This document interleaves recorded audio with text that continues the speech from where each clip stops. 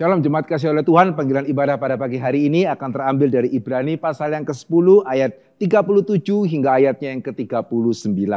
Sebab sedikit, bahkan sangat sedikit waktu lagi, dan ia yang akan datang sudah akan ada tanpa menangguhkan kedatangannya. Tetapi orangku yang benar akan hidup oleh iman, dan apabila ia mengundurkan diri, aku tidak berkenan kepadanya. Tetapi kita bukanlah orang-orang yang mengundurkan diri dan binasa, tetapi orang-orang yang percaya dan yang beroleh hidup. Jemaat kasih oleh Tuhan, kita yang mengamini Allah kita adalah Allah yang setia.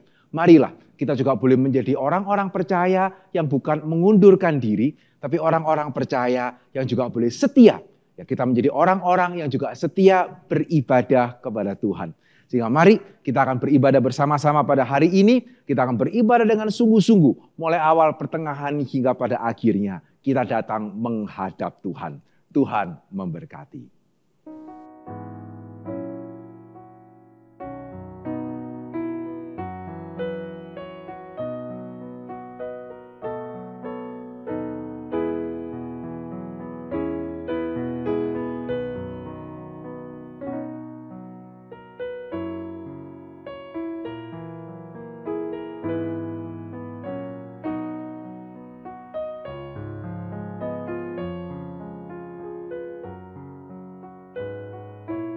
Kebaktian ini kita mulai dengan pengakuan bahwa pertolongan kita datangnya dari Tuhan, pencipta langit dan bumi.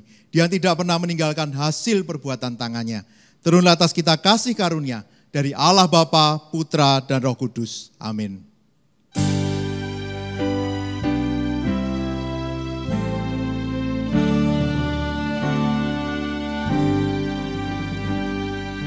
Hormat bagi Allah Bapa, hormat bagi Anak dan Roh Kudus, dari mula sampai sekarang dan seterusnya.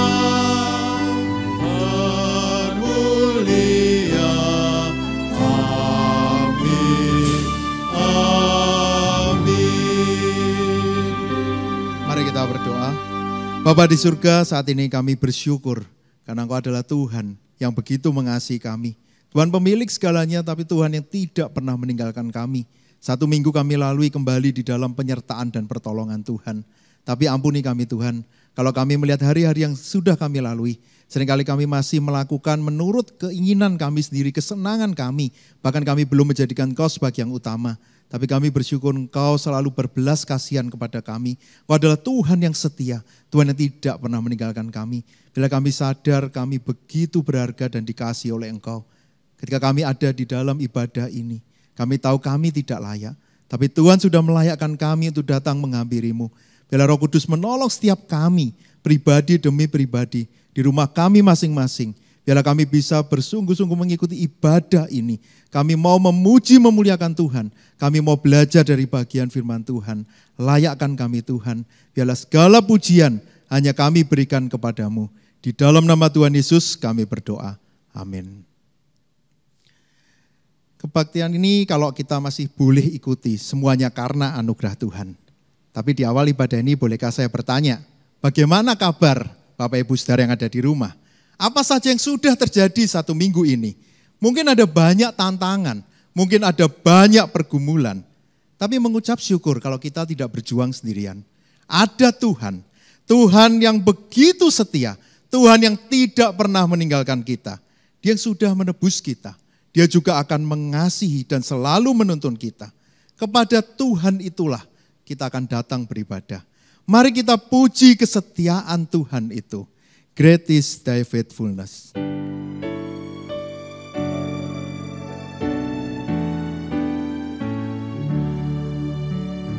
Great is thy faithfulness, O God my Father.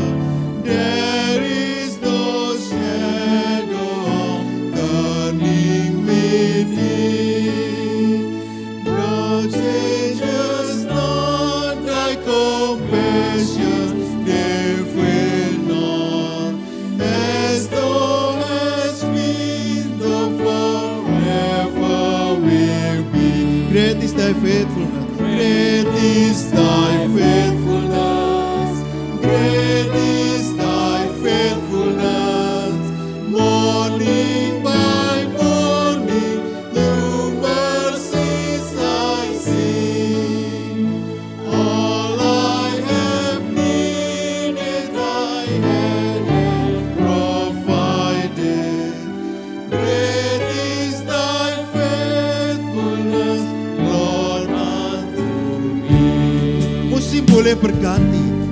juga berganti, tetapi kesetiaannya tidak pernah berubah.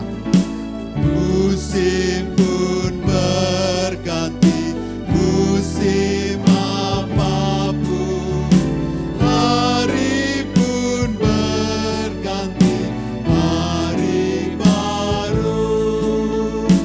Alam semesta dan semua ciptaanmu menyaksikan kasih setia. Besar setiamu, besar setiamu, besar setiamu. Tiap pagi berikan rahmat baru. Segala yang ku perlu kau sediakan. Besar setiamu kepadaku. Dia Tuhan yang mengampuni dosa kita. Dia juga yang akan menghibur dan menuntun kita. Pengampunan dosa, beri damai kekal. Kau menghibur dan kau menuntunku. Kekuatan dan pengharapan kelak. Kasih setiamu selama. Besar setiamu, besar setiamu, besar setiamu. Tiap pagi berikan rahmat baru. Segala yang ku perlu kau sediakan. Besar setiamu kepada. Great is thy faithfulness, great is thy faithfulness, great is thy faithfulness. Morning by morning, new mercies I see. All I have needed, thy hand hath provided. Great is thy faithfulness, Lord, unto me.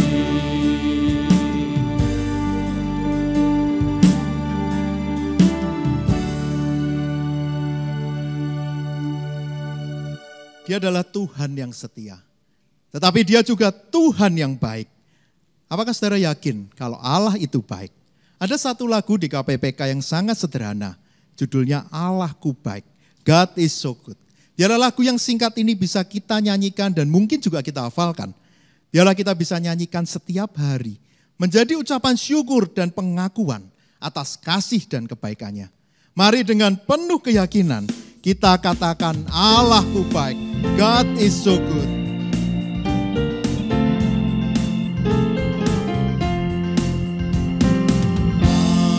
Allahku baik, Allahku baik, Allahku baik, Ia baik bagiku. God is so good.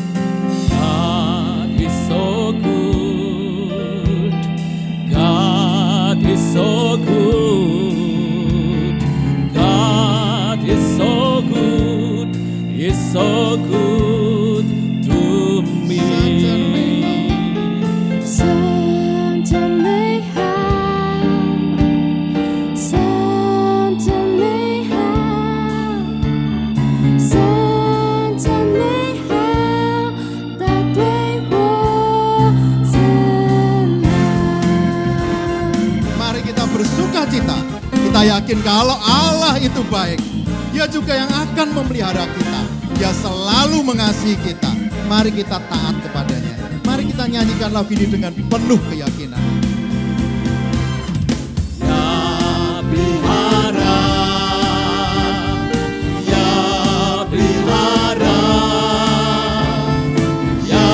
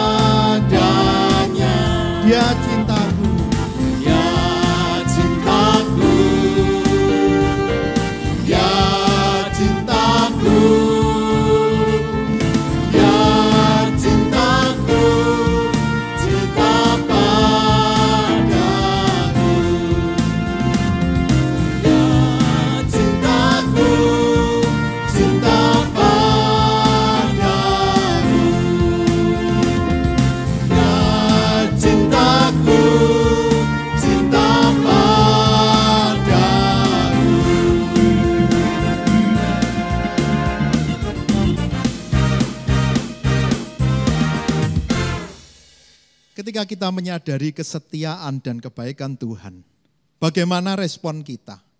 Sebelum kita mendengarkan firman Tuhan, mari kita mengevaluasi hati kita. Apakah kita sudah sungguh-sungguh mengasihi Dia? Apakah kita sudah sungguh-sungguh setia kepadanya? Mari kita nyanyikan Selidiki Aku. Bila Tuhan melihat hati kita, apakah kita sudah sungguh-sungguh mengasihi Yesus?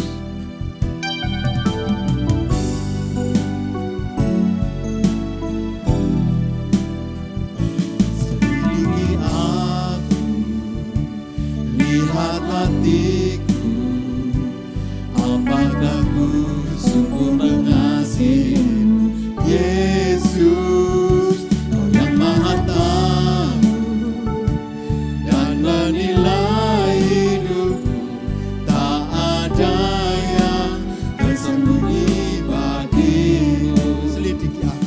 Selidiki aku, lihat hatiku, apakah ku sungguh mengasihimu, Yesus, Kau yang Maha Tahu dan menilai hidupku, tak ada yang tersembunyi bagimu. Telah kulihat kebaikan-Mu yang tak pernah habis di hidupku. Ku berjuang sampai akhirnya Kau dapati aku tetap setia. Mari kita jujur di hadapan Tuhan, supaya Dia bisa mengubah hidup kita, sehingga kita bisa setia kepadanya. Lihat hatiku, apakah ku sungguh mengasihimu, Yesus, Kau yang Maha Tahu dan menilai hidupku, tak ada yang tersembunyi bagimu. Lah kulihat kebaikan-Mu yang tak pernah habis di hidupku. Ku berjuang sampai akhirnya Kau dapati aku tetap setia. Ku berjuang sampai akhirnya Kau dapati aku tetap setia. Kau dapati aku tetap setia. Dapati aku tetap Setia.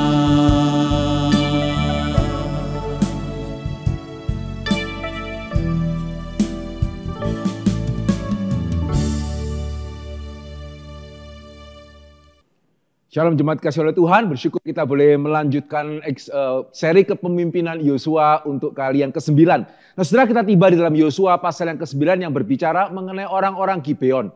Saya percaya setiap kita yang sudah cukup lama ya menjadi orang Kristen, kita pasti akan sangat akrab ya dengan cerita ini. Dan biasanya pelajarannya adalah sebelum mengambil keputusan, tanyalah terlebih dahulu kepada Tuhan, ya sehingga kita jangan kemudian seperti orang Israel, seperti Yosua yang jatuh di dalam tipuan daripada orang-orang Gibeon. Nah saudara, tapi saya percaya bahwa selain hal itu, ya cerita ini mengandung lebih lagi banyak pelajaran yang seharusnya sangat relevan bagi kita pada hari ini. Tapi mari sebelum kita melangkah lebih lanjut, kita sekali lagi mau masuk di dalam doa. Mari kita berdoa. Bapa dalam kerajaan surga, bersyukur dan berterima kasih sekali lagi pada kesempatan kali ini kami boleh kembali merenungkan firman Tuhan.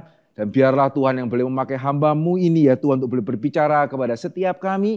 Tuhan juga boleh mempersiapkan hati kami dan biarlah apa yang menjadi kehendak Tuhan, Tuhan boleh nyatakan kepada kami. Terima kasih ya Tuhan, berkatilah kiranya pemberitaan firman Tuhan sebentar ini di dalam nama Yesus. Kami berdoa dan kami bersyukur.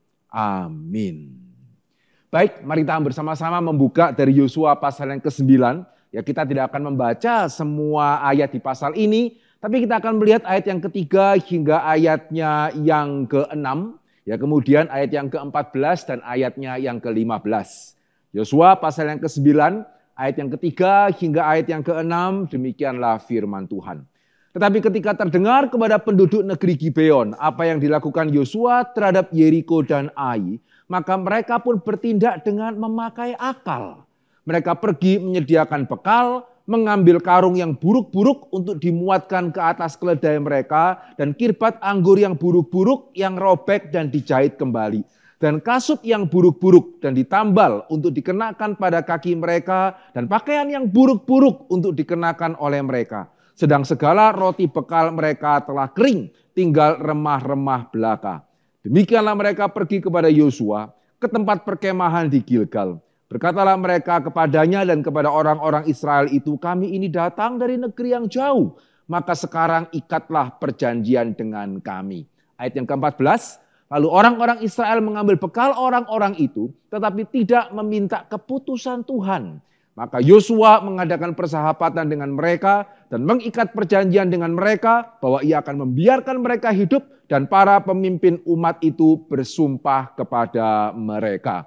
Nah saudara, pada waktu saya membaca kitab Yosua, ya, satu hal yang saya ingat bukan cuma sekedar wah Yosua kok nggak tanya Tuhan begitu ya. Tapi pada waktu saya membaca bagian ini, saya teringat kepada salah satu perumpamaan Tuhan Yesus yang bisa dikatakan paling kontroversial, begitu ya. Salah satu perumpamaan Tuhan Yesus berkata mengenai seorang bendahara yang tidak jujur, yang kemudian ketahuan oleh tuannya bahwa dia tidak jujur. Dan bendahara ini tahu kali ini dia tidak bisa menyelamatkan dirinya. Tuannya pada waktu kembali dari tempat yang jauh, dia pasti akan dipecat. Sehingga apa yang dia lakukan? Yang dia lakukan adalah dia berbuat baik dengan memakai uang tuannya. Ya, dengan memakai uang tuannya, dia berbuat baik kepada orang-orang karena dia tahu ya, ketika waktunya dia diberhentikan oleh tuannya, maka orang-orang yang sudah menerima perbuatan baik daripada dia akan mempunyai kewajiban untuk membalas kebaikannya. Begitu ya. Karena budaya pada waktu itu, pada zaman Yesus, budaya timur. Ya sama seperti kita hari ini ya. Pada waktu kita mengadakan pesta pernikahan, orang-orang datang dengan membawa angpau. Apa yang kita lakukan?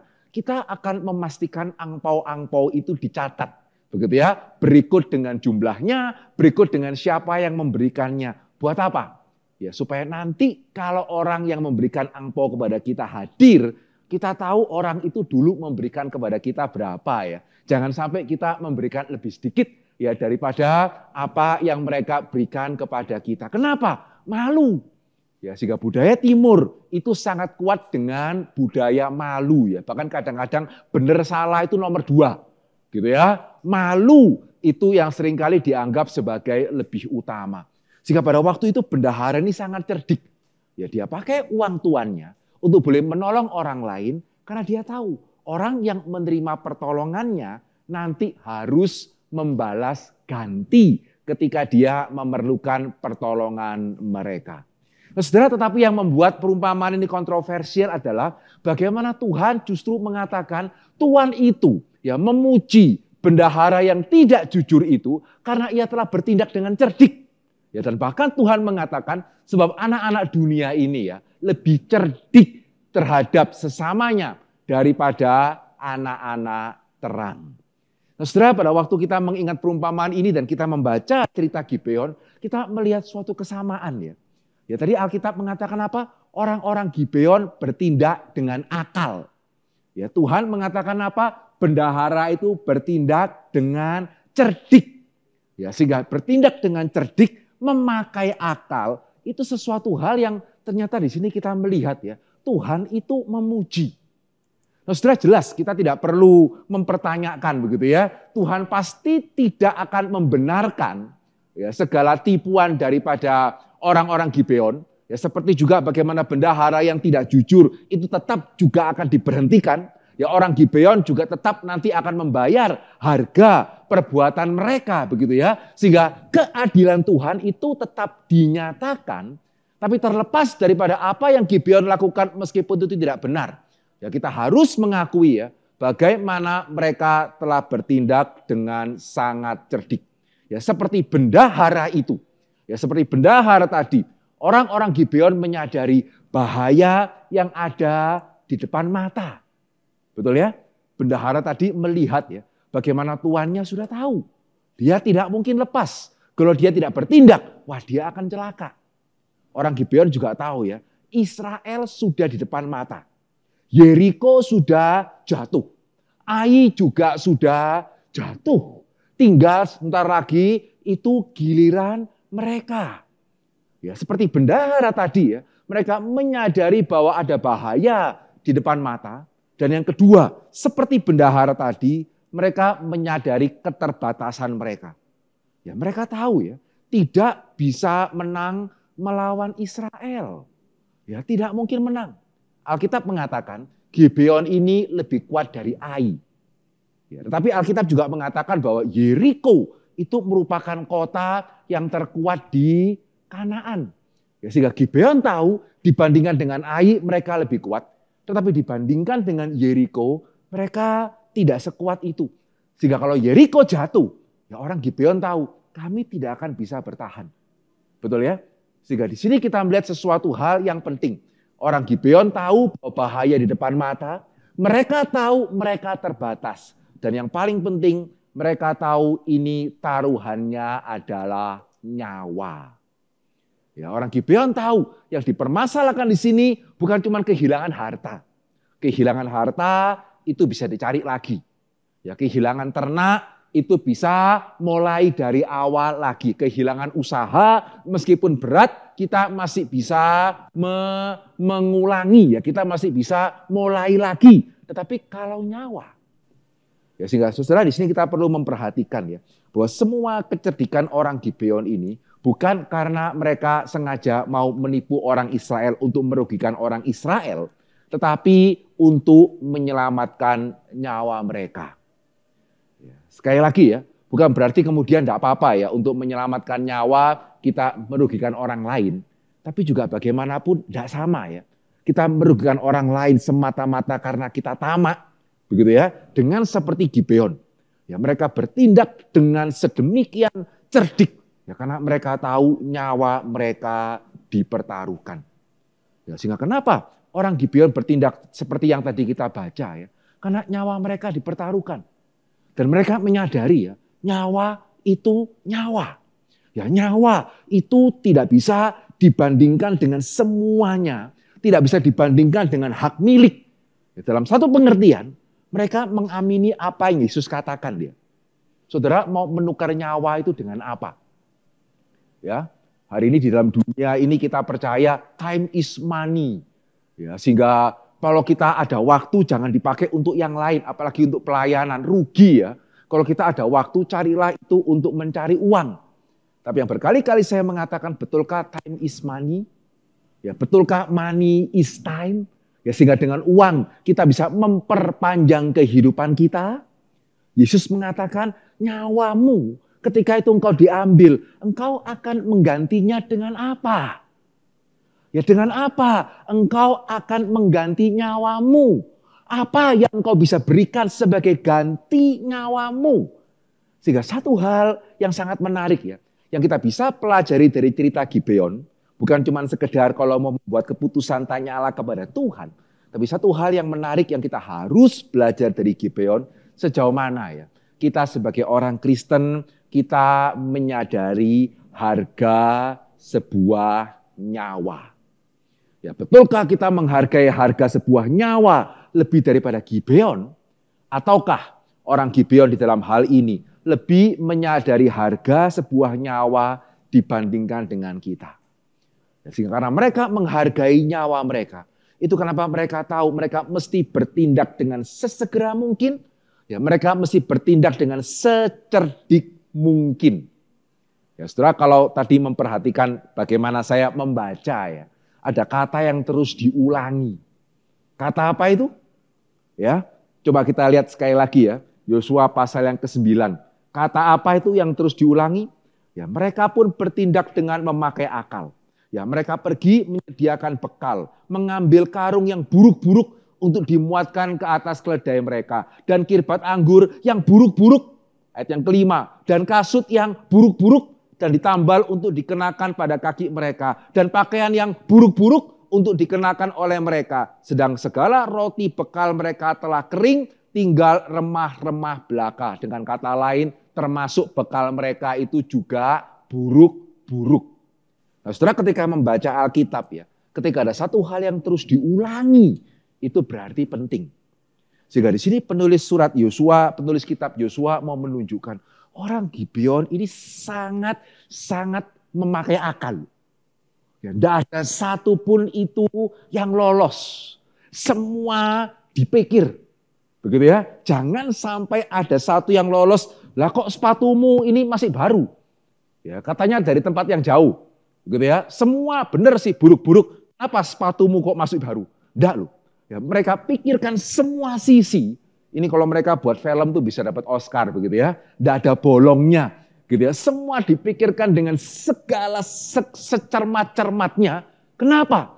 Karena mereka tahu ini taruhannya nyawa. Ya, mereka tahu orang Israel tidak akan mungkin mengikat perjanjian dengan sesama orang Kanaan. Sehingga satu-satunya kesempatan untuk mereka itu hidup. Itu bagaimana kalau orang Israel bisa diyakinkan bahwa mereka berasal dari tempat yang jauh. Dan kalau mereka berasal dari tempat yang jauh, ya mesti semuanya sudah kelihatan buruk-buruk. Ya, mana bisa berasal dari tempat yang jauh, perjalanan begitu jauh, masih ada yang baik. Sehingga mereka pikirkan segala sisi ya, tidak ada yang meleset. Ya, kenapa? Karena mereka tahu, meleset satu, itu taruhannya adalah nyawa. Nah, saudara yang dikasihi oleh Tuhan, sejauh mana ya kita sebagai orang Kristen menghargai arti sebuah nyawa? Ya, karena jikalau kita sungguh-sungguh menghargai arti sebuah nyawa, ya, sebagai orang Kristen kita tidak bisa tidak menghargai apa yang Tuhan berikan kepada kita. Amin.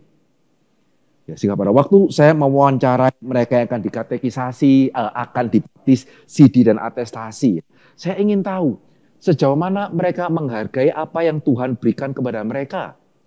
Dan saya tidak akan puas dengan orang yang menjawab, ya kenapa terima Yesus? Ya karena kalau saya doa bisa didengar. Begitu ya. Kenapa terima Tuhan Yesus? Ya karena saya ada damai sejahtera.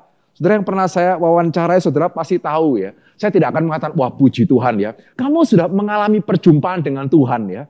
Begitu ya, sudah pernah ada damai di dalam Tuhan ya, sudah pernah doa dijawab oleh Tuhan, bagus begitu ya. Ini tanda orang Kristen sejati, kamu siap untuk dibaptis. Ada di antara saudara, begitu ya, yang pernah saya wawancarai dan saudara menjawab seperti itu, kemudian saya, wah puji Tuhan, tidak perlu another question begitu ya. Ini sudah pernah mengalami perjumpaan dengan Tuhan, karena itu yang paling penting hari ini kan, enggak, begitu ya. Ya, sehingga saya harus mengingatkan kepada setiap kita, khususnya yang akan dibaptis, ya, disidi dan diatestasi.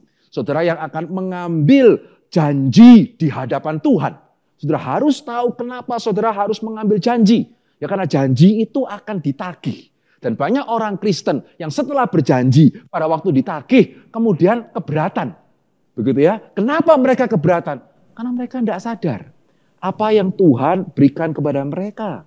Yang Tuhan berikan kepada kita itu adalah nyawa. Tetapi karena berbeda dengan orang Gibeon, kita tidak pernah merasa nyawa kita terancam ya.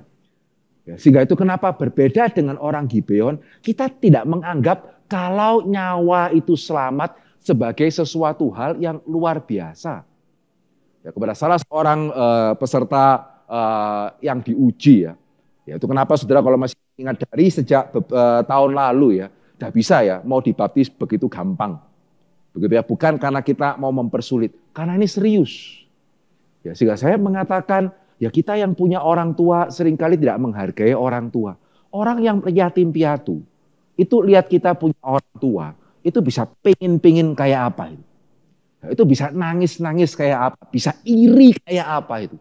Ya, kita merasa orang tua itu ngerepot mungkin, begitu ya. Tapi kalau saudara pernah tahu posisi mereka yang tidak punya orang tua, saudara akan tahu betapa berharganya orang tua itu. Sehingga di sini satu hal yang kita bisa belajar dari Gibeon, mereka pernah mengalami nyawa yang terancam. Begitu ya. Itu kenapa mereka berusaha dengan sedemikian rupa. Karena mereka menghargai nilai sebuah nyawa. Sehingga orang Kristen yang menyadari kita bukan cuma sekedar dapat nyawa di dunia ya. Ya kita mendapatkan nyawa yang kekal. Sejauh mana kita menyadari betapa besar Tuhan mengasihi kita. Dan yang menarik, orang Gibeon juga menunjukkan kepada kita bagaimana cara menghargai orang yang sudah menyelamatkan nyawa. Ya, bagaimana cara menghargai orang yang sudah menyelamatkan nyawa kita. Ya, orang Gibeon memberikan teladan bagi kita yang sangat baik.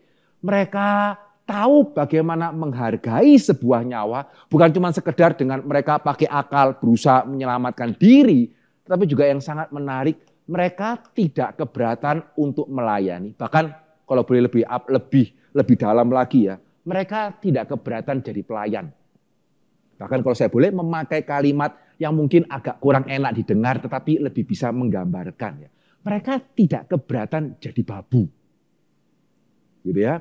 Mereka tidak keberatan jadi kacung. Mereka tidak keberatan karena mereka tahu nyawa mereka sudah diselamatkan.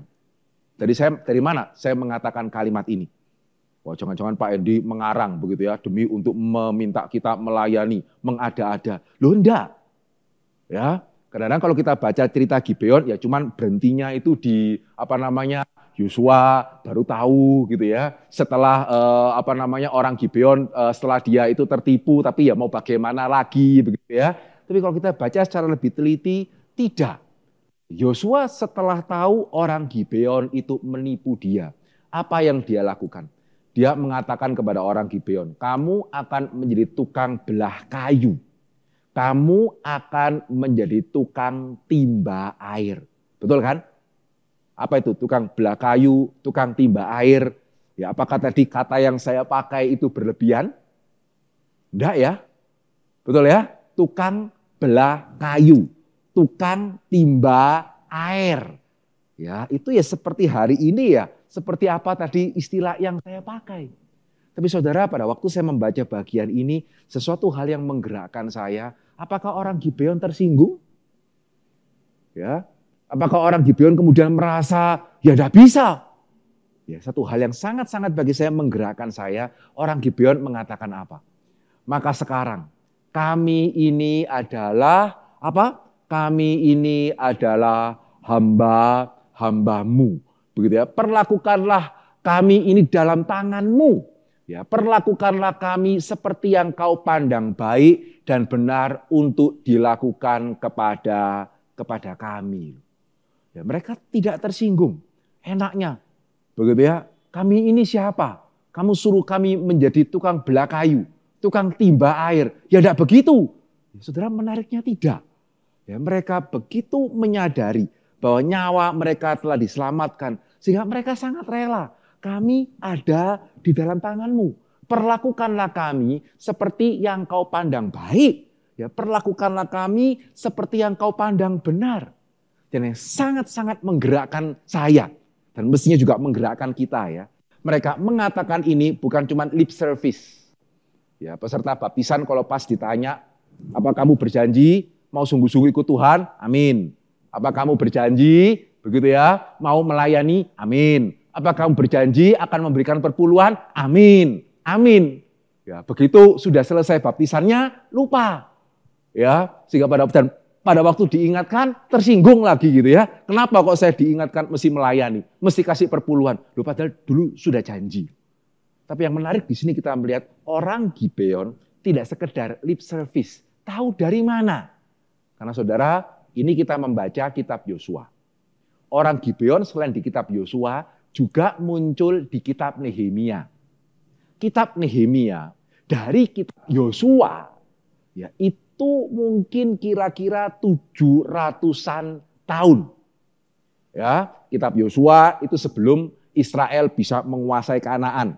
kitab Nehemia, setelah Israel masuk di dalam Kanaan, terpecah menjadi kerajaan utara dan selatan, kerajaan utara dibuang, kerajaan selatan dibuang, begitu ya. Kemudian mereka bisa kembali ke tanah perjanjian. Itu beratus-ratus tahun sudah berlalu, begitu banyak peristiwa sudah terjadi. Tapi yang bagi saya sangat indah adalah ketika kita membaca di dalam Nehemia, ya. Nehemia membangun kembali tembok Yerusalem yang diruntuhkan oleh Babel. Ketika Nehemia membangun kembali tembok Yerusalem yang diruntuhkan oleh Babel, siapa yang membantu mereka? Ya, siapa yang bekerja bersama-sama dengan mereka? Nehemia mengatakan kepada kita, ya, berdekatan dengan mereka ada Melaka, ada orang Gibeon. Ya, ada orang Gibeon. Ya, orang-orang Gibeon itu berada di sana membantu orang Israel membangun tembok Yerusalem 700 tahun ya setelah mereka mengikat perjanjian dengan orang Israel. Nah, saudara, ini orang yang tahu ya apa artinya sebuah nyawa. Ya, ketika nyawa itu sudah diselamatkan, ya mau dibalas dengan apa?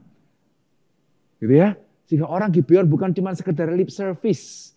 Ya, pada waktu meratifikasi perjanjian, amin, amin. Pada waktu Israelnya itu lemah kesempatan, begitu ya. Waktunya kami memberontak, lepas dari perjanjian yang sebelumnya. Tidak.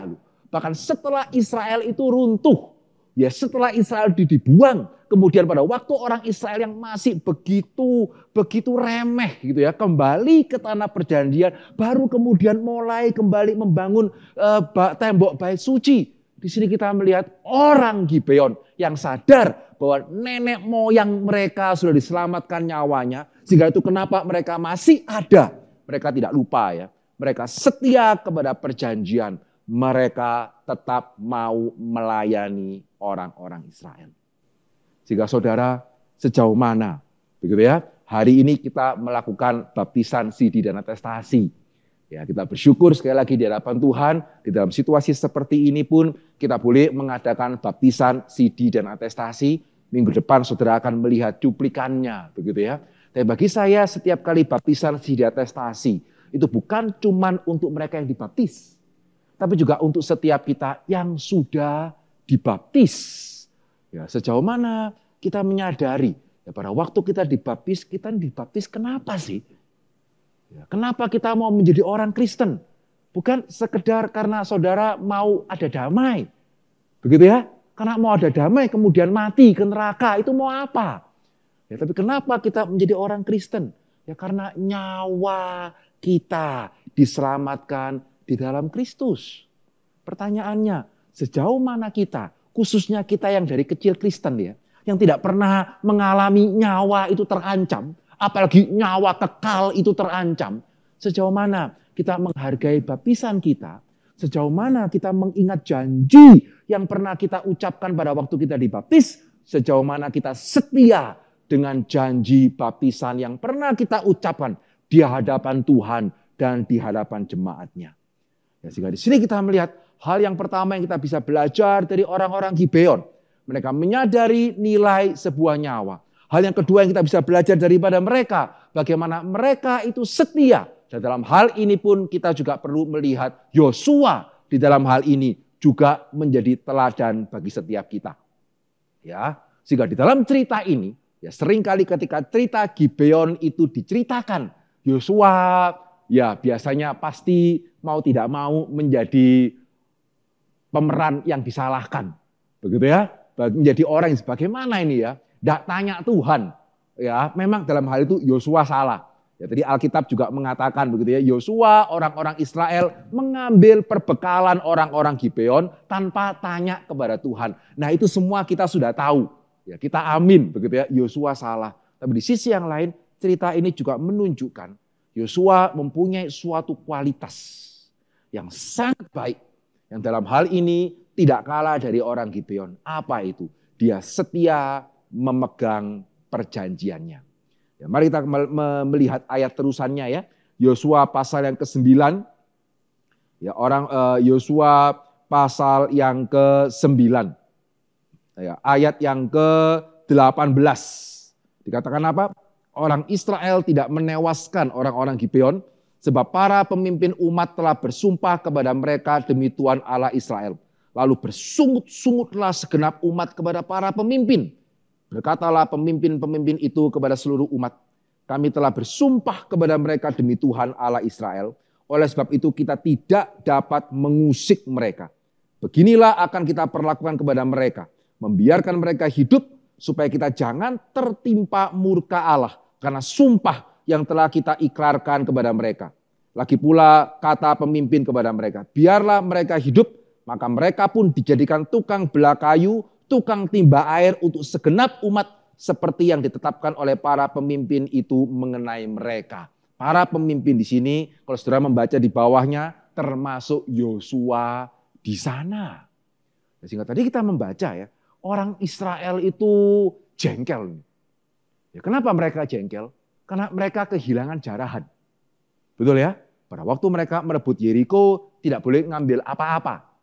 Ya, ketika mereka merebut Ai, boleh mengambil, tetapi kan Ai itu kota kecil ya. Ya, tidak sebanding dengan Yeriko.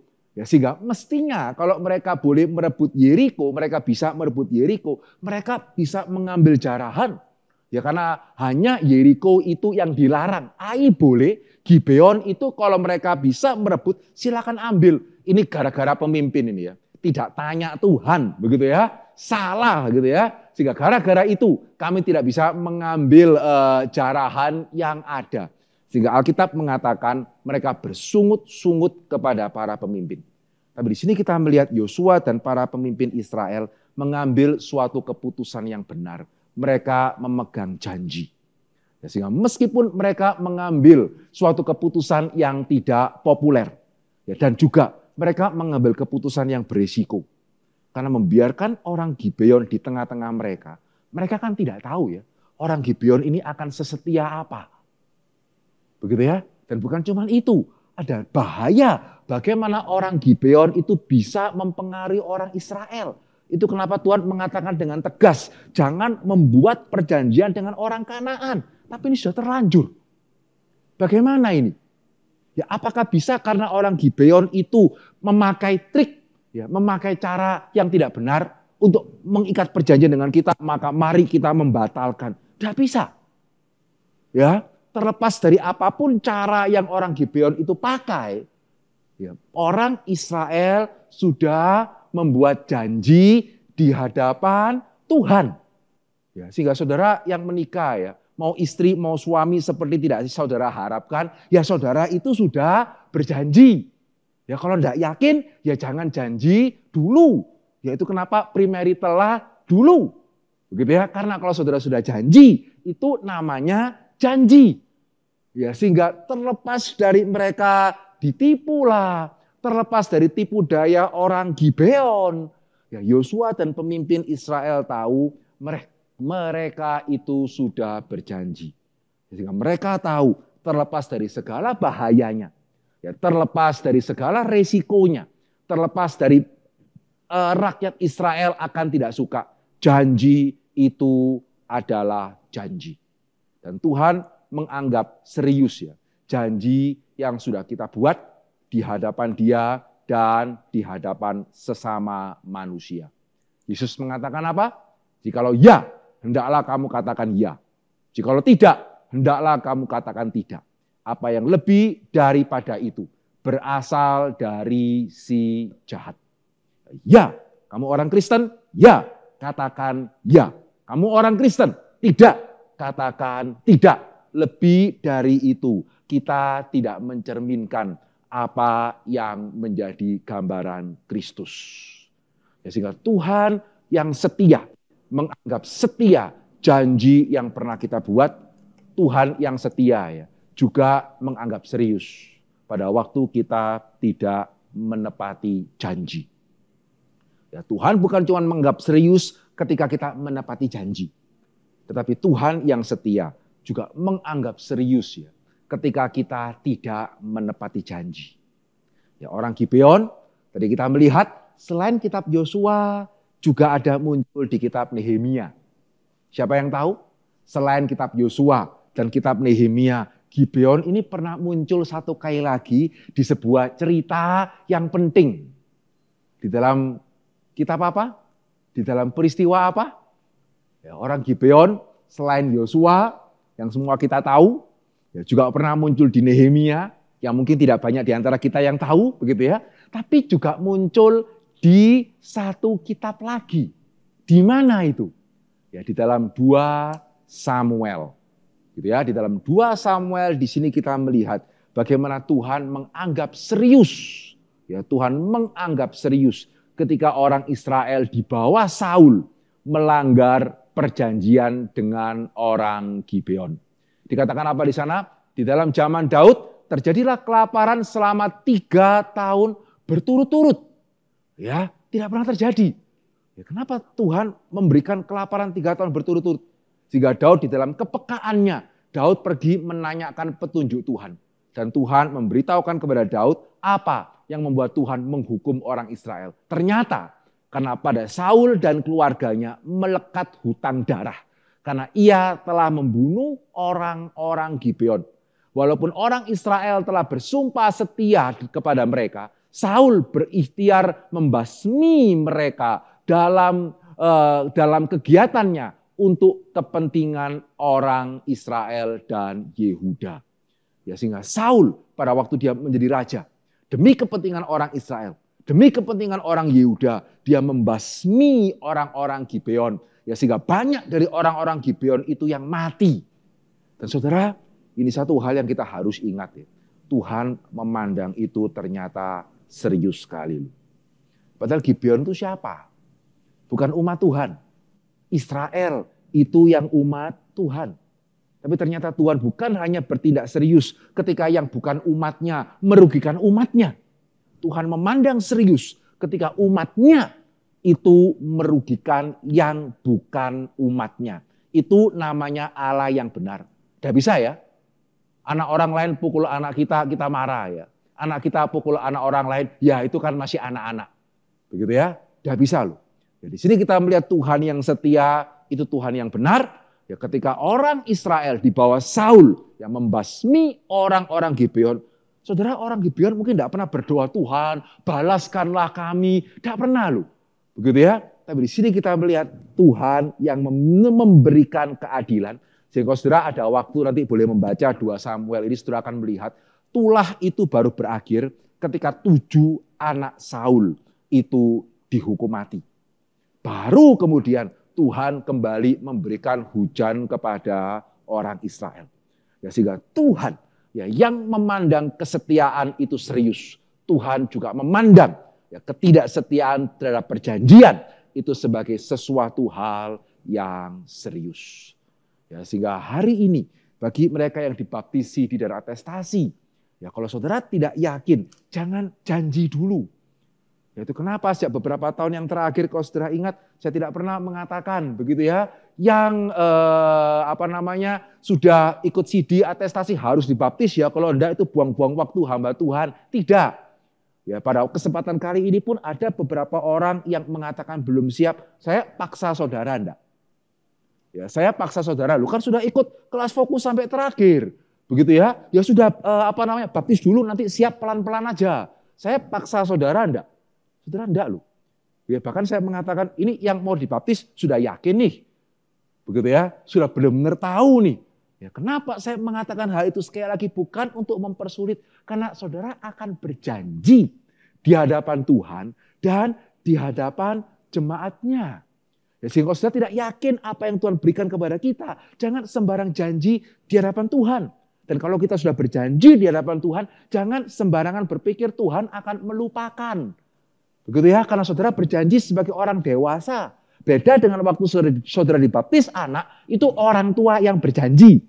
Ya, tapi ketika saudara sebagai orang dewasa dibaptis atau di CD, saudara berjanji sebagai orang dewasa di hadapan Tuhan. Dan percayalah, ya, ketika Alkitab mengatakan Allah itu tidak pernah lupa, ya, itu juga berarti dia tidak pernah lupa akan janjinya kepada kita. Itu juga berarti dia tidak pernah lupa janji kita kepadanya. Ya, orang Kristen seringkali berharap Tuhan ingat separuh. janjinya kepada kita. Dan bertindak seolah-olah Tuhan lupa yang separuhnya lagi. Kita janji di hadapan Tuhan. Jika bolehkah hari ini, ya pada waktu kita sekali lagi mengadakan baptisan, sidi, dan atestasi, ya, kita yang sudah dibaptis, ya kita yang sudah disidi dewasa, ya sejauh mana ya kita menyadari apa yang Tuhan berikan kepada kita. Ya, jangan tunggu sampai nyawa terancam gitu ya, baru sadar ternyata nyawa berharga. Terima kasih Tuhan menyelamatkan nyawa saya. Ya, bolehkah bahkan termasuk kita yang dari kecil itu Kristen, ya, dari kecil sudah dibaptis anak, bolehkah kita jangan take it for granted? Ya, bolehkah kita menyadari apa yang Tuhan berikan kepada kita? Bolehkah kita menyadari bahwa nyawa itu berharga?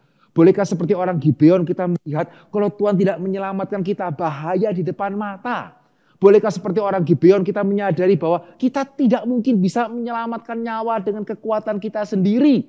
Dan bolehkah lebih daripada orang Gibeon kita bersyukur ya, kita tidak perlu pakai cara-cara taktik-taktik untuk membuat nyawa kita diselamatkan. Tapi Tuhan dengan kerelaannya mau menyelamatkan kita bahkan dengan menyerahkan anaknya yang tunggal. Sehingga sejauh mana kita menyadari harga nyawa kita di hadapan Tuhan. Dan sejauh mana kita yang telah berjanji pada waktu kita dibaptis. Ya, kita yang berjanji pada waktu kita disidi. Ya, kita boleh mengingat janji kita di hadapan Tuhan. Bukan dengan terpaksa. Tapi seperti orang Gibeon. Dengan rela kita mengingat janji yang kita katakan di hadapan Tuhan. Karena kita tahu apa yang Tuhan berikan kepada kita. Amin. Mari kita berdoa. Jemaat kasih oleh Tuhan. Bolehkah pada kesempatan kali ini, saudara yang sudah dibaptis dewasa, yang sudah disidi, bolehkah saudara sebentar mengingat peristiwa ketika saudara dibaptis atau disidi? Mungkin itu tahun lalu, mungkin itu 10 tahun yang lalu, mungkin itu 40-50 tahun yang lalu. Tetapi seperti orang yang menikah, hendaknya tidak melupakan janji yang kita pernah buat sekian puluh tahun yang lalu.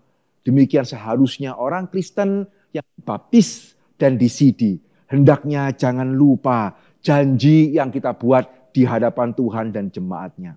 Bolehkah kita mengambil waktu sebentar, mengingat momen kapan saudara dibaptis, kapan saudara disidi, dan bolehkah kita juga jujur di hadapan Tuhan, sejauh mana ya kita setia mengingat janji yang pernah kita buat di hadapan Tuhan.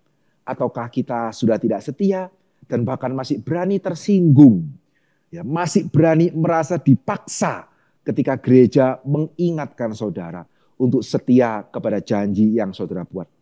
Dan bagi saudara yang belum dibaptis, belum disidi, saudara harus tanya kenapa? Apakah karena saudara merasa Tuhan memberikan kurang baik? Apakah saudara merasa Tuhan memberikan kurang? Sehingga karena satu dan lain hal, saudara masih belum mengambil komitmen untuk dibaptis atau disidi. Sehingga bagi mereka yang belum dibaptis atau disidi, bolehkah hari ini saudara merenung dengan baik-baik. Apakah Tuhan kurang mengasihi saudara? Sehingga saudara tidak berani untuk mengambil komitmen dibaptis atau disidi. Dan bagi kita yang sudah dibaptis atau disidi, mari kita mengingat sebentar. Mari kita berterima kasih kepada Tuhan. Dan mari kita juga minta ampun kalau kita mungkin sudah melupakan janji yang pernah kita buat di hadapan Tuhan. Mari setiap kita mengambil waktu sebentar tanpa ada perkecualian, datanglah di hadapan Tuhan.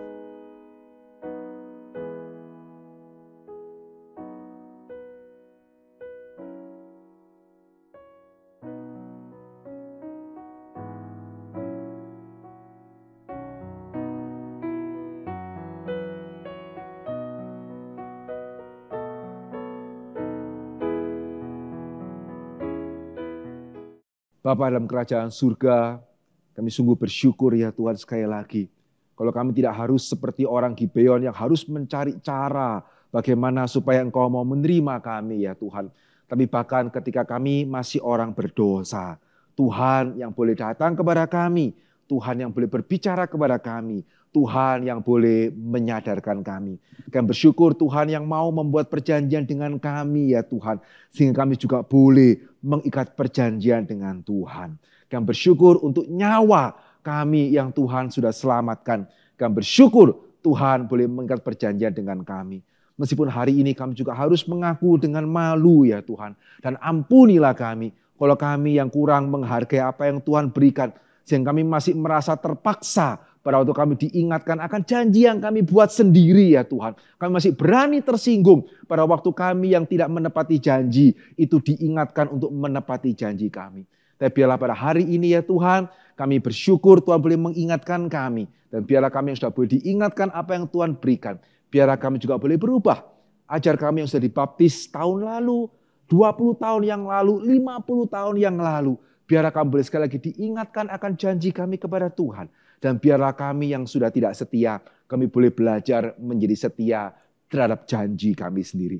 Dan pada hari ini kami juga berdoa dan bersyukur kalau Tuhan masih boleh memakai gereja Elion untuk boleh membaptis anak-anak Tuhan, untuk boleh menyidi anak-anak Tuhan. Kami bersyukur untuk anugerah yang Tuhan berikan kepada kami. Dan kami berdoa bagi setiap peserta baptisan, sidi dan atestasi. Kiranya Tuhan yang boleh berkarya dalam kehidupan mereka, Tuhan juga boleh memelihara mereka, Tuhan juga boleh mengingatkan mereka akan janji yang mereka buat di hadapan Tuhan. Terima kasih ya Tuhan. Demikian juga hamba-Mu berdoa bagi setiap kami pada hari ini ya Tuhan, yang di dalam pergumulan, baik sakit penyakit, bahkan juga ekonomi atau apapun itu. Biar dalam setiap pergumulan kami ya Tuhan, ingatkan kami akan janji kami. Ingatkan akan janji kami ya Tuhan, bahwa kami sudah berjanji kepada Tuhan, tapi juga biarlah Tuhan boleh mengingatkan kami akan janji Tuhan, bahwa Tuhan tidak akan meninggalkan kami. Terima kasih ya Tuhan, suara manusia sudah berlalu, biarlah Roh Kudus Tuhan yang boleh berbicara kepada setiap kami. Di dalam nama Yesus kami berdoa dan kami bersyukur. Amin. Puji Tuhan. Mari bersama dengan jemaat Tuhan di segala tempat dan segala abad, kita mau menyatakan pengakuan iman kita. Mari kita akan menyatakan pengakuan iman rasuli sedemikian.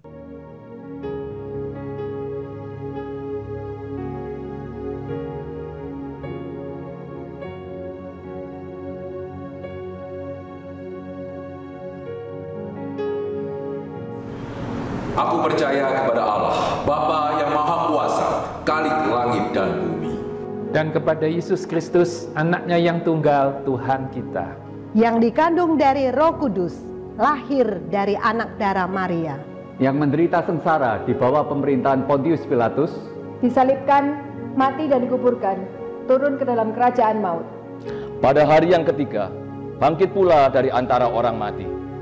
Naik ke surga, duduk di sebelah kanan Allah, Bapa yang Maha Kuasa. Dan dari sana ia akan datang untuk menghakimi orang yang hidup dan yang mati. Aku percaya kepada Roh Kudus, gereja yang kudus dan am, persekutuan orang kudus, pengampunan dosa, kebangkitan tubuh, dan hidup yang kekal. Amin. Mengucap syukur kalau kita telah dikuatkan melalui kebenaran firman Tuhan. Mari kita memberikan persembahan sambil kita terus mengingat betapa besar kesetiaan Tuhan di dalam hidup kita.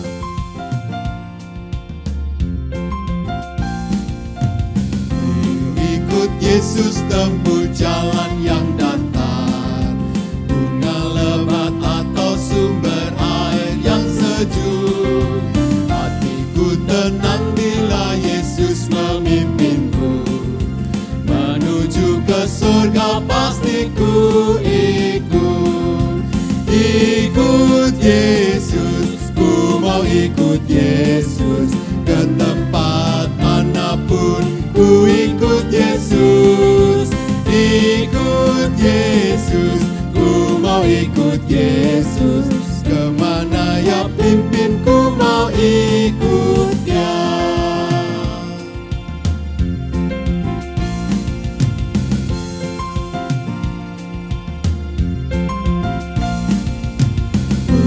Ikut Yesus tempuh jalan bahaya, badai topan awan gelap merintangiku.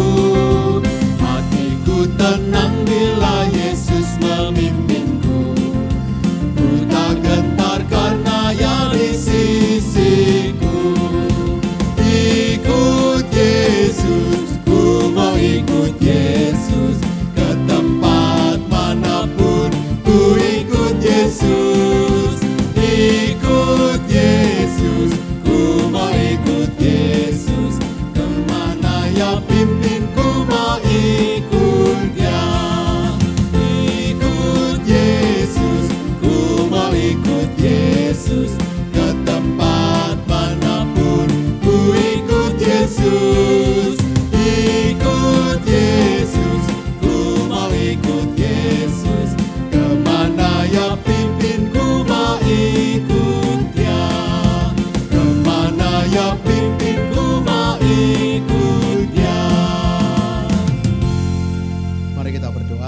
Bapa di surga, kami bersyukur kami masih terus Tuhan berkati, kami masih terus Tuhan tolong. Biar kami mau belajar bersyukur. Melalui persembahan yang kami berikan, biarlah kami belajar memberikan yang terbaik bagi Engkau. Bukan hanya melalui harta kami, tapi seluruh hidup kami. Tuhan berkati persembahan ini bisa dipakai untuk pekerjaan Tuhan di tempat ini. Di dalam nama Tuhan Yesus kami berdoa. Amin. Biarlah di akhir ibadah ini, segala kemuliaan hanya kita berikan kepada Allah Bapa, Allah Putra, dan Allah Roh Kudus. Doksologi.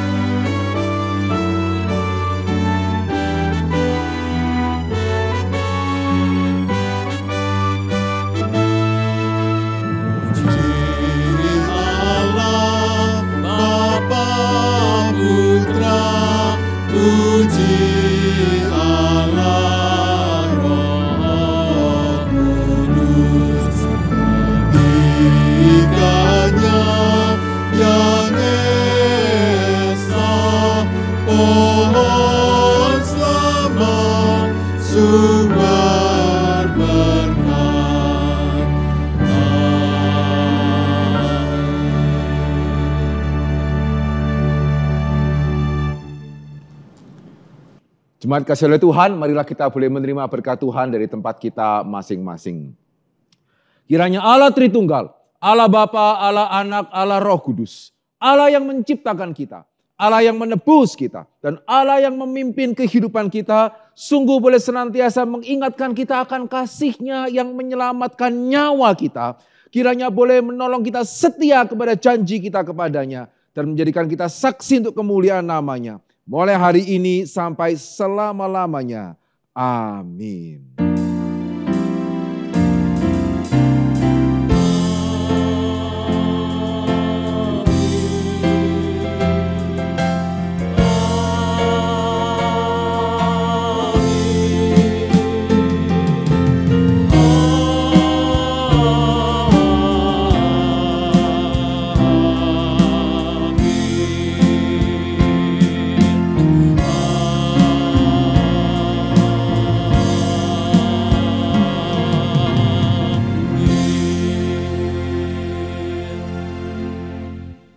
Syukur ibadah hari ini boleh selesai. Kita akan mengambil saat teduh sejenak. Kiranya Tuhan boleh memberkati setiap kita. Selamat pagi, salam sehat buat kita semua. Kita ada beberapa pengumuman pada hari ini. Yang pertama, hari ini kita ada baptisan, atestasi, dan CD. Mari kita mendoakan nama-nama yang tertera di slide sebelah saya ini. Mari kita mendoakan untuk sakramen pada hari ini supaya bisa berjalan dengan lancar dan berjalan dengan baik, terutama untuk kesehatan kita semua. Lalu yang berikutnya untuk EBS, pertemuan kita yang kedua besok jam 7 malam, kita akan membahas kelanjutan daripada yang kita sudah pelajari, yaitu yang pertama kita membahas tentang karya Roh Kudus di dalam orang-orang percaya, di dalam pekudusan kita semua. Dan untuk yang pertemuan kali ini, kita akan membahas tentang baptisan roh dan apa artinya dipenuhi oleh Roh Kudus. Mari kita sama-sama mengikutinya, akan dibawakan oleh Pendeta Hendri Ongkowijoyo, dimulai jam 7 malam tepat. Lalu untuk yang ketiga, training calon guru sekolah minggu akan dimulai pada Kamis 8 Oktober jam 7 malam. Dengan PIC, yaitu penginjil fitri dengan nomor yang tertera di slide di sebelah saya ini, silakan menghubungi. Saya ingin encourage untuk para bapak-bapak terutama ya.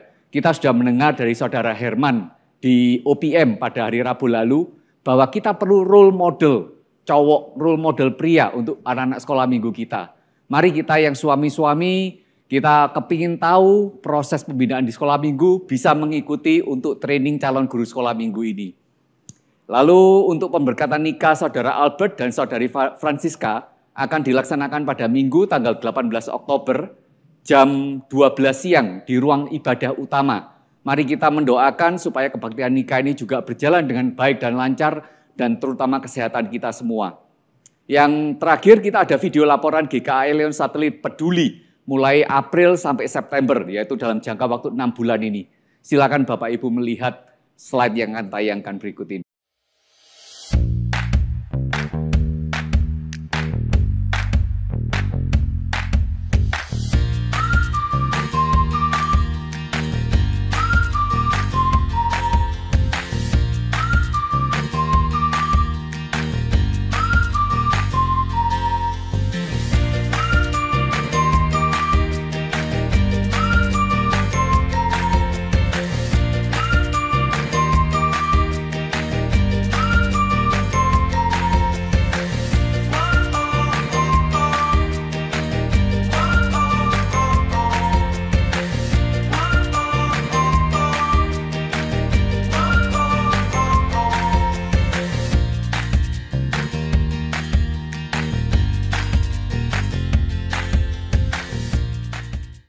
Demikian pengumuman pada hari ini. Terima kasih untuk perhatiannya. Remember, stay home, stay safe. God bless you all.